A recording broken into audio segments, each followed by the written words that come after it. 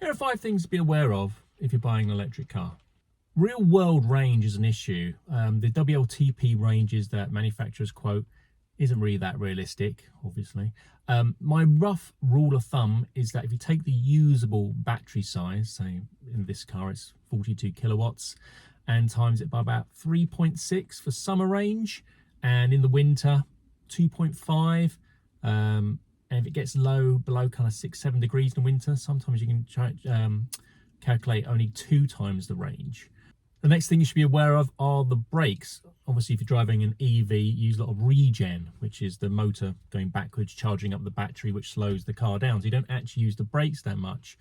But you need to remember to turn the regen off occasionally and really give the brakes a good go and make sure they're still working, because they'll start to kind of rust up.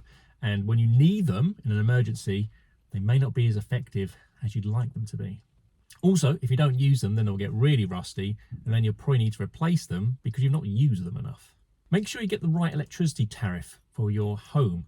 Obviously, you'll need a charger for your house, and I'll come on to that in a second. But you want to make sure that you are charging the car at the cheapest possible rate you can. I use this Octopus's Intelligent Go, and that lets me charge a 7.5p per kilowatt overnight, which is probably one of the cheapest tariffs you can find out there. To be on Octopus Intelligent Go, you need to have a compatible car or charger. They provide a list on their website. At the moment, it's only the Ohm type of chargers that are compatible, more being added all the time. If you do want to use your car with the public charging network, you should always have a look at what is the maximum DC charging rate this car can do. So for instance, this car can do 80 kilowatts, which will get you a full battery in about half an hour. But be aware that if you've got larger batteries, or if the car doesn't charge as quickly, you could be sat around waiting for the car to charge longer than you would like.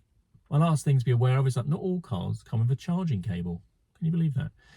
Yes, not all cars come with a Type 2 charging cable, and this is the cable you need if you're going to be charging on the public infrastructure, or if you're connecting up to a non-tethered wall box at home. They cost about £100 to buy, but it's just an additional expense that you may not be expecting.